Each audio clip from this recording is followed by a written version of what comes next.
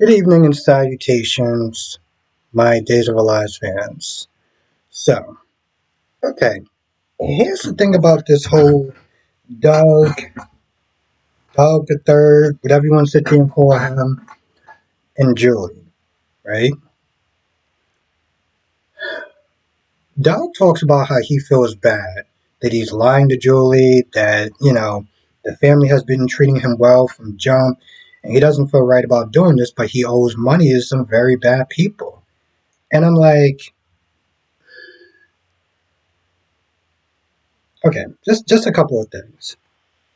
What do you think is going to end up happening when those so-called dangerous people come to collect?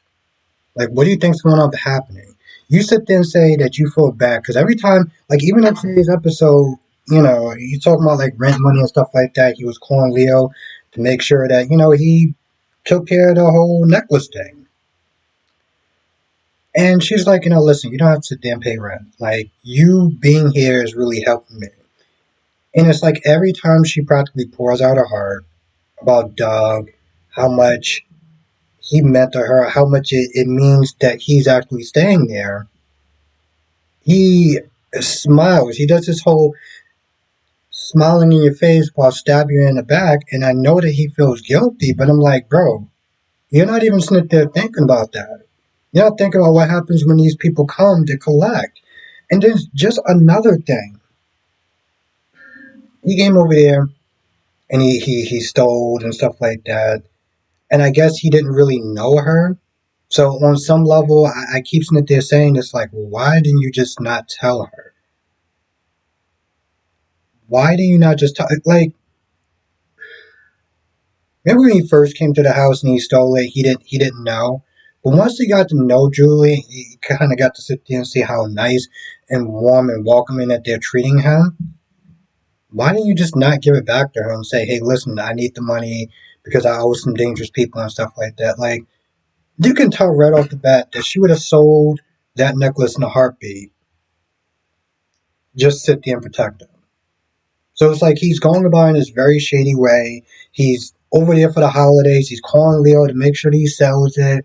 And I'm like, you keep sitting there hearing this woman pour out your heart. At some point, you would sit there and think, maybe the guilt is just eating me up too much and she might be pissed off at me. But I think that I can trust her to help me out. Instead of going through this whole, and I get it, it's a soap opera. You got to have some drama, da da da da da da da. I get that. But just in the grand scheme of things, I'm like, you are making this situation so much more difficult than it needs to be. Now, speaking of situation, you got Tate that's not there decorating the Brady pub because, it's Holly's birthday. I'm assuming it's the 24th in their world or whatever. And after Holly and Maggie exchange gifts and, she's talking to Cole on the phone because, well, this is what we got going on now. She goes to the pub, they exchange gifts and everything. But before that happens, while he's decorating, he gets a call from Sophia. And he's like, hey, listen, relax or whatever. We're going to sit there and take care of this. But what I liked about that phone call is that it snapped him right back into reality. He's all super happy. He's like, oh, I'm going to sit there and do this. I'm going to do that. Da da da da da. And then he gets a call and he's like, oh, yeah, forgot. Lying to Holly that I pretty much knocked up Sophia. So he does get a gift, some sort of concert tickets, but he can't go because he has to sit there and take Holly to, can't sit there and say this on YouTube, but to take care of the situation, right? And he lies about it. He makes up some sort of story. Then he says that he loves her. And see, the thing that the thing that really blows me about this is that it's not even just this generation. It's just I feel like when people sit there and say that they love somebody, it comes across as so meaningless. It's like that word just gets tossed around so much to the point where it's like it doesn't have the same value that it used to have. And he tells her that he loves her. I'm like, how do you sit there and tell somebody that you love somebody, but you're lying to their face? You're lying to their face. That's literally what you wind up doing with Holly. So Anyway, the whole Sarah and Xander part of the episode didn't really do much for me. I mean, he gave her some sort of red boots. I guess that there's some story behind it as far as Maggie and how she wasn't able to walk at one point. She always wanted to dance. She got the surgery. She was able to dance. And so, getting Sarah that was some sort of homage or something because, there was a point she couldn't walk. Anyway, they have Love in the Afternoon and then they show Maggie and it's a whole story that's clearly before my time, so it didn't really hit me the same way that it would hit somebody else.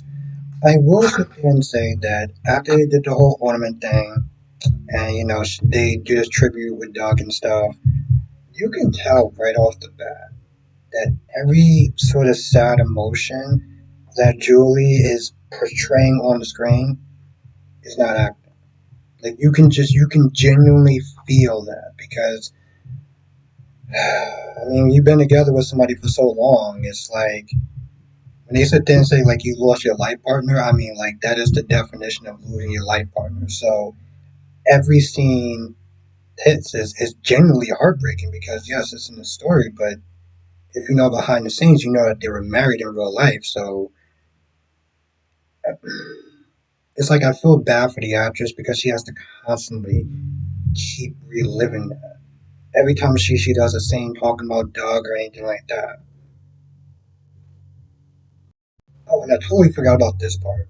So there's a part where after JJ finds out, because here's the thing, JJ finds out that Doug was in jail. And he's like, okay, well, what are you going to jail for? And Jack is like, oh, well, we don't really know. And I'm like, I had the same reaction he had. He was like, yo, listen, we got to find this out because we got two small children that's living in that house. And part of me is like, I know that Julie's going through a lot. But the fact that she heard that this man has been in jail and she didn't even bother to ask why. And then when they get to the house and they're like, hey, listen, Doug, we don't really know much about you. So we'd just like to get to know you a little bit more. Doug's like, okay, fine. He's like, okay, what you go to jail for? And Julie's like, no, that's a very inappropriate, that's so rude of a question. I was like, it's really not. Julie, did you forget that you do have two small little human beings upstairs? I mean, they're in Atlanta studios because well, I mean, what are they going to sit there and say? They're in Disney. Um, and of course, they talk about the Minions. And here's the thing: every time I sit there and hear the Minions, I think of Twinkies. But again, she's like, it's an out of pocket question. I was like, it's really not. It's a perfectly normal and reasonable question. And yeah, it may come across as a little forward and a little crass or whatever, but that's a genuine good question that should have been asked before you decide to let this man stay in your place. Remember, he knew that most likely she was going to invite him to stay. He made up some sort of story about how he got into a bar fight or whatever, and he didn't have money to pay, so he had to sit there and stay the, you know, whatever days until he was able to get out.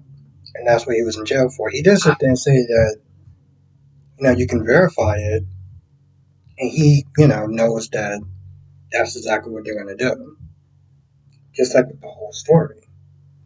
I'm just more surprised. Well, okay, never mind. I also did like the fact that Jack and Xander, during the ornaments, like, ornaments of the tree, they did repair their relationship. Because although I'm not a huge, like, romance and da da da da da, I do like a good friendship. And when you do have a good friendship, that's not something that you hold on to that and you respect that and you cherish that. So I'm glad that they actually did get back to that. Um, because he never really, what he did was just give him the paper and stuff, and that was about it. And he was kind of bummed out a little bit. Um, he was a little kind of bummed out about that before, they did the whole ornament exchange. So I'm actually happy about that. Now I feel like that's pretty much about it. I can't think of anything else. If I forget anything, write in the comment section below. I'll be back to doing live streaming tomorrow, and that's why I'll sit there and talk about all the soaps. General Hospital, Days of Our Lives, Born the Beautiful, Young and Restless. It'll be at 8 p.m. Eastern, 5 p.m. Pacific, and Yeah, but let me know what your take on this episode was. I thought it was okay.